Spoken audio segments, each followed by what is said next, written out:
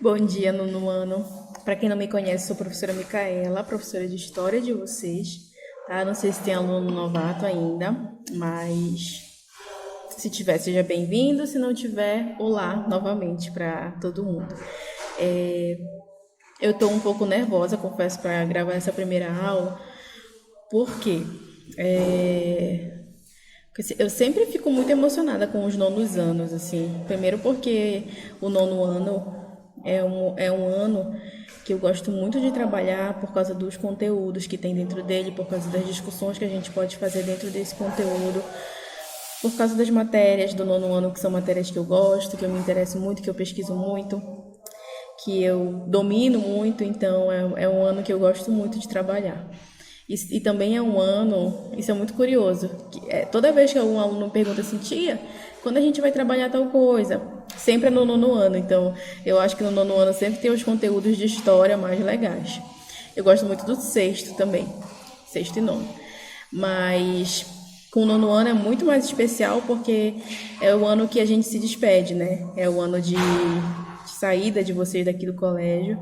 É o ano que a gente vai entregar vocês para outra escola e que a gente fica muito emocionado porque vocês já estão aqui há vários anos e tudo mais. Eu já estou com um discurso de final do ano, mas na verdade, pra gente. Eu falo isso pra gente valorizar esse ano que a gente está começando. Tanto eu como professora, como vocês, enquanto alunos, tá bom? Então é isso. Bom, já falei coisa demais. E agora eu vou conversar com vocês em relação ao conteúdo mesmo do nono ano, em relação ao conteúdo do ano passado. Eu sempre falo para vocês que história é uma continuidade.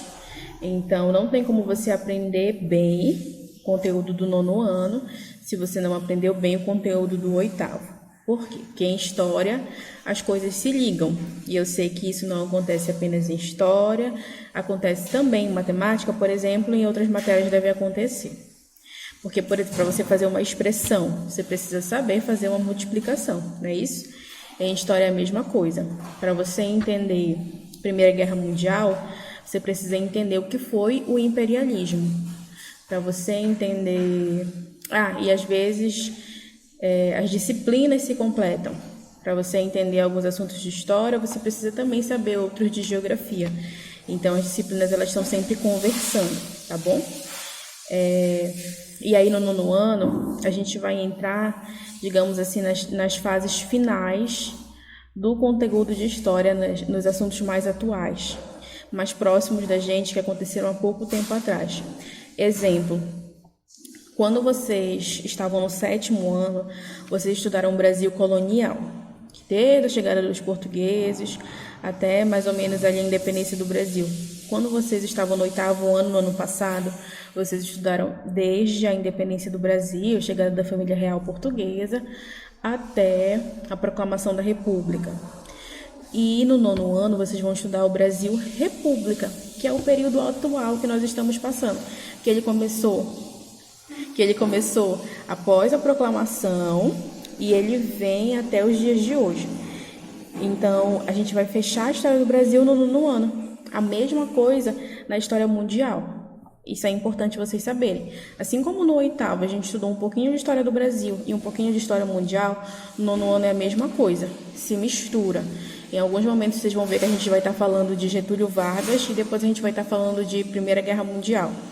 Tá? Então, a gente tem que ter essa atenção para a gente não se perder no nono ano, porque é muito conteúdo e é muito assunto novo. Eu creio que isso não vai ser um problema para vocês, porque o oitavo ano também é muito conteúdo, são muitas matérias, então nisso vocês já têm experiência, tá? O que eu peço para vocês é mais atenção e que vocês mantenham a responsabilidade que eu sei que vocês podem ter, tá? Que eu sei que muitos têm. Mas, sim, e na história mundial, né? Falei da história do Brasil, que a gente vai tratar esse ano do Brasil República. E na história mundial é o seguinte, lá no ano passado, no oitavo ano, nós falamos sobre o imperialismo, que eu falei para vocês que toda vez que vocês pensarem em imperialismo, vocês vão pensar na palavra dominação. Lembra disso que eu falei da invasão dos europeus à África, à Ásia, em busca de mercadorias. em busca de matéria-prima, mercado consumidor, tá? Mão de obra barata. Então, os europeus eles foram para a África, para a Ásia, para esses continentes em busca de mercado consumidor e isso teve consequências. As consequências desse imperialismo são estudadas no 9º ano, que são os eventos da Primeira e da Segunda Guerra Mundial. Então, no 9º ano a gente vai estudar o que acontece no mundo pós esse período do imperialismo, tá bom? Então é mais ou menos assim. A gente começa o ano relembrando o que foi o imperialismo, e aí depois a gente estuda a Primeira Guerra, depois o período entre guerras, depois a Segunda Guerra Mundial, depois a gente estuda aquele período pós-Segunda Guerra Mundial, e assim a gente vai até chegarmos em globalização, em Guerra Fria, em Revolução Cubana, em Revolução Chinesa, em fim da União Soviética, muitos assuntos. Então, a gente estuda praticamente todo o século XX, que é o século passado. Nós estamos no 21, nós estudamos todo o século XX no 9º ano. Então, é só conteúdo massa, só conteúdo legal e conteúdo que vocês vão utilizar bastante no ensino médio, tá? Sempre no 9º ano também, eu gosto de abrir alguns espaços, como vocês estão saindo, para falar de assuntos que vocês queiram assistir à aula. Tipo assim, às vezes vocês me pedem, tia, quando a gente vai falar sobre tal assunto? Às vezes pode não ser do 9º ano, né? Às vezes talvez vocês queiram relembrar, sei lá, a pré-história. Aí a gente pode estar abrindo uma exceção para, sei lá, falar sobre os deuses gregos, a pré-história, os australopitecos, a evolução do homem, essas coisas assim, tá? Mas não sempre, só quando nós tivermos um tempinho livre, assim, naqueles dias depois da prova, essas coisas assim. Tudo bem? Então é isso, pessoal. Aí, a aula de hoje era só mesmo para dizer para vocês como seria o 9º ano, como seria a história do 9º ano, né? A matéria história dentro do 9º ano. E dizer para vocês que eu tenho as melhores expectativas para esse ano. Eu quero fazer muitos projetos com a turma de vocês. Quero que a gente aprenda muito, que a gente estude muito, que vocês saiam daqui sabendo história. Vocês saiam daqui historiadores, tá bom? Para vocês arrasarem, seja aonde for, tá bom? Aí nas próximas aulas, não hoje, mas nas próximas aulas, a gente já vai começar com alguns conceitos que a gente vai usar esse ano, ver também alguns conteúdos do ano passado, a gente vai se acertando, tá bom? É isso, pessoal. Beijo, sejam bem-vindos a 2021.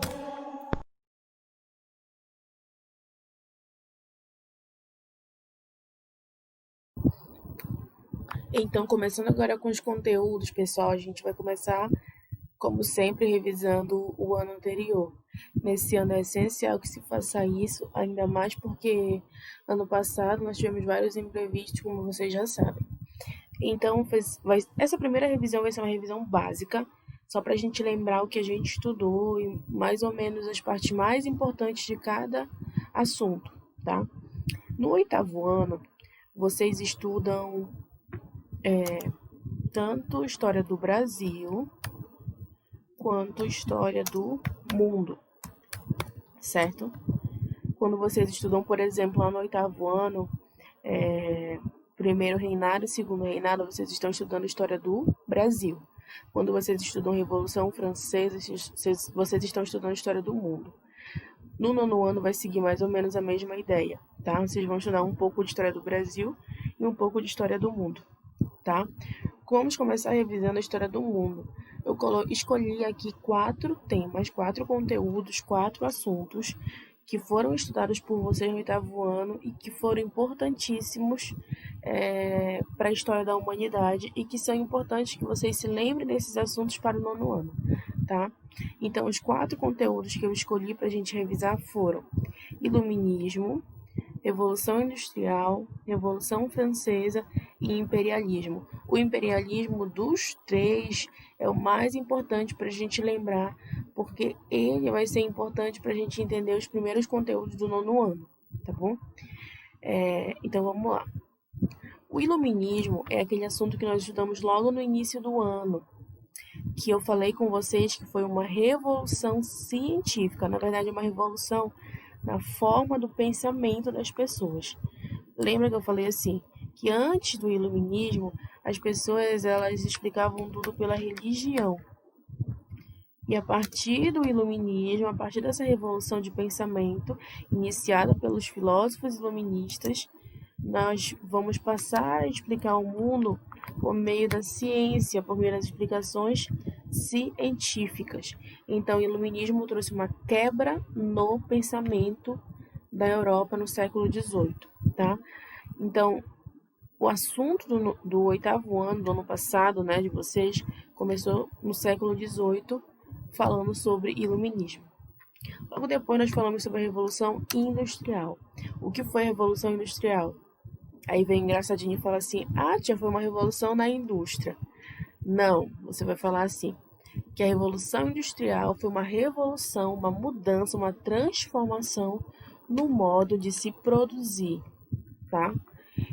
E o que mudou o modo de se produzir? Um negócio simples, a máquina. Antes da Revolução Industrial, não havia a máquina. Antes, tudo era feito de modo manual, artesanalmente. E a Revolução Industrial ela trouxe esse elemento, a máquina, que é extremamente importante para essa mudança no modo de produção. Se antes a gente conseguia produzir um sapato, hoje não, né? Na época da Revolução Industrial, as pessoas passaram a produzir 10. E isso só foi aumentando a partir do desenvolvimento das máquinas.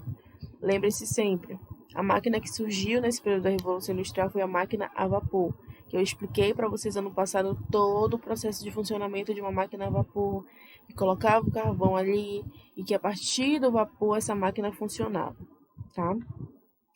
Depois da Revolução Industrial, nós vimos o que foi a Revolução Francesa. E a Revolução Francesa foi uma revolução extremamente importante para o mundo, porque ela acabou com a ideia da sociedade antiga. O que é a sociedade antiga?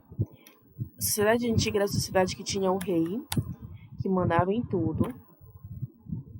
E esse rei, ele concordava com a existência de uma sociedade. Não vai caber aqui, então não vou colocar para não ficar feio no vídeo. Mas esse rei, ele concordava com a sociedade estamental. O que é uma sociedade estamental?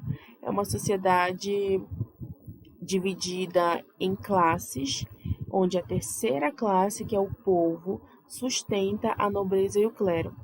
Quando eu falei com vocês sobre a Revolução Francesa, eu coloquei aquela pirâmide de sempre e eu coloquei assim. Lá em cima o clero, logo abaixo do clero a nobreza e logo abaixo da nobreza povo e a burguesia. E eu expliquei para vocês o seguinte, que dentro dessa sociedade francesa, vou ter que colocar aqui, ó, clero, nobreza, vou colocar aqui clero e nobreza,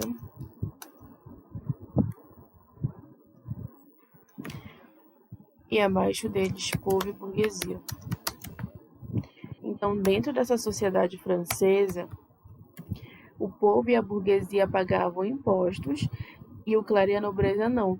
Então, quem acabava sustentando a sociedade era o povo e a burguesia, tá?